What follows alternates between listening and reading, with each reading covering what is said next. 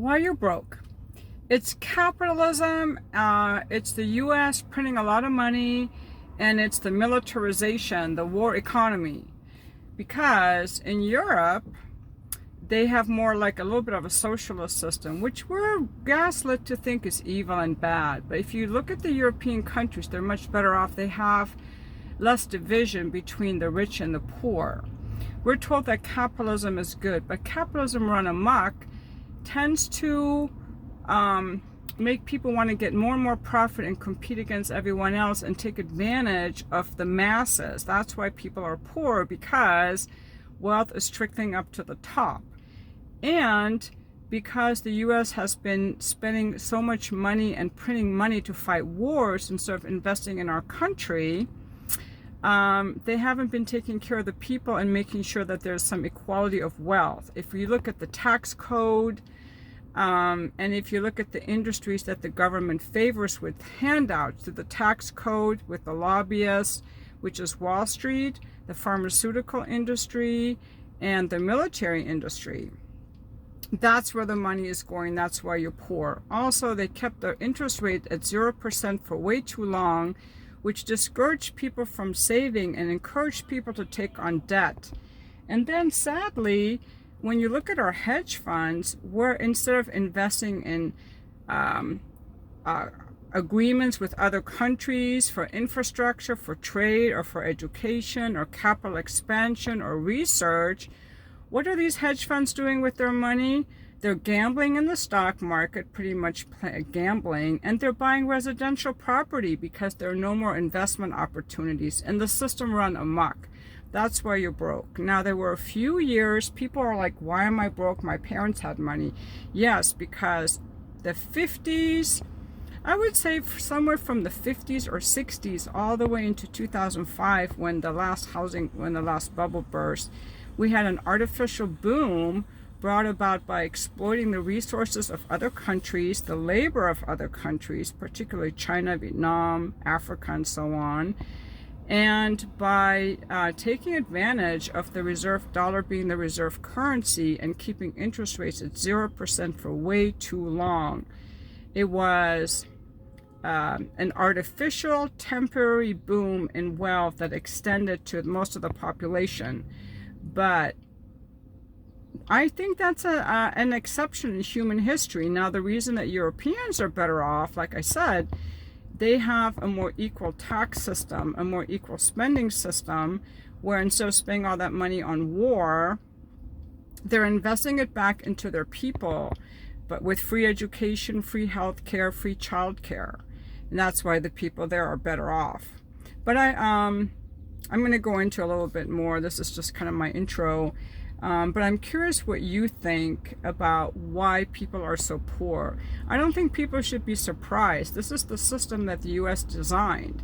And if you want to see change, you got to get these people in Washington out of power and get in some new people who actually care about the people rather than just enriching themselves.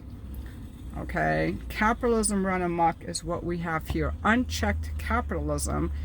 And the free press is no longer a free speech press. They're pretty much beholden to the Washington Beltway, because if you print stuff that they don't like, you don't get access to them or interviews with them.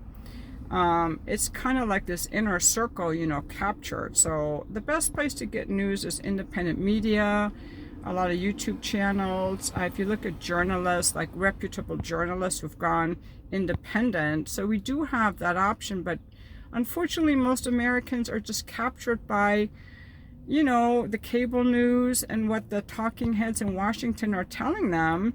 And they're just trying to keep us stuck in the system and gaslighting us because they believe their own BS. People are making a lot of videos on YouTube and apparently on TikTok wondering why they're so broke. It's called capitalism, imperialism, colonialism. Except for a very brief period in U.S. history, people have been broke. We have the elite and the upper echelon, the elite being maybe like the 0.3%, the billionaire class, or the 1%, whatever. And then I would add to that people making over $500,000 a year. Maybe people making over 250,000 a year are probably comfortable, but the rest of the people are struggling. And it's by design, it's the nature of the system. The reason that people are surprised is because they have parents and grandparents who were in the boomer generation, a period, a very unusual period in human history where we had a huge middle class. This is very unusual. And that only came about because we extracted the resources of underprivileged people, stole their resources, and used their cheap labor. Cheap clothes from Vietnam, cheap goods from China, lithium batteries taken, having children do the mining. And this country was built on the backs of slaves, Chinese slaves, black slaves, the children working the coal mines. So we had a very brief period in human history where a large number of people accumulated wealth. And that was also made possible by the dollarization of the world, because the US has the world's reserve currency. But now we have the BRICS nations, which the US media and government is gaslighting us into telling us that Russia is bad, China is bad, Iran is bad, they're bad, and they're dumb, backwards, weak countries, but nothing could be further from the truth. In fact, they're a rising power. You got to look at what the BRICS nations are up to and all the infrastructure they've been building, their military alliances, and how they're helping Africa industrialize, all the projects that they're doing. And Iran recently joined their projects. That's why Russia and China will not. They will defend Iran against anything that, sorry if you're Jewish, but Israel and the US are the biggest terrorists that there are. And you see other countries defending themselves against US colonialism and imperialism. And somehow the US Congress has been bought off by the Israeli Zionist lobby. It's not the Jewish people are bad, but it's like the Israelis. They're killing I don't know how many tens of thousands of women and children in Gaza, but that's beside the point. Let's get back to why people are struggling. It's the system. Because the elites are, they're in charge of the system. It's capitalism. They enrich themselves. And get used to it. Get used to it. I would invest in gold, silver, and in the stocks of these rising countries, because every empire goes through, rises and declines. We had the Ottoman Empire, the Persian Empire, the British Empire, the US Empire, and now we're falling and we're going to have the BRICS Empire. The Russians and the Chinese and the Iranians, they're very advanced. They're not like these backwards, weak countries like you think. Russia's GDP grew 3.5% last year. They're actually doing very well, and they're the more that we fight these countries, because we start sanctioning them and imposing all these tariffs, they're like, okay, we have to get some independence from the US. So they started building these alliances, and now they're strong enough that they can gradually back off. And let's not forget that we're still interdependent, which is a good thing, because we need them to buy our treasuries and we want to buy their goods, and we're better off trading.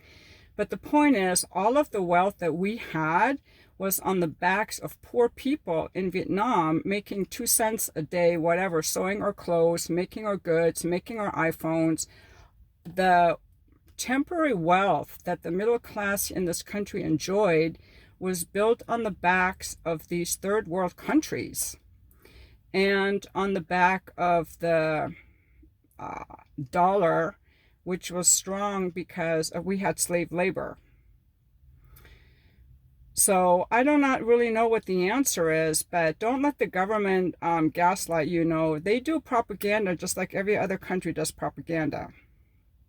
And a lot of Americans don't realize this. Thank God we have independent media now, but they try to tell you that Russia's evil, wants to take over the world. I don't see them taking over anything. The only people trying to take over things are US and Israel. They're actually the terrorists. I'm just looking at who's starting the wars. But you got to do your own research, and I would recommend listening to some of these retired generals, lieutenant colonels, and generals like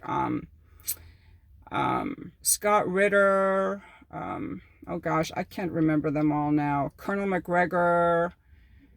Some calmer voices that are not part of the Beltway, the Washington Beltway, and the warmonger class, because another thing that these people have in common, Israel and the US, they're full of hubris. They think that they're better than everyone, right? We're better, they're backwards, we're going to take them over.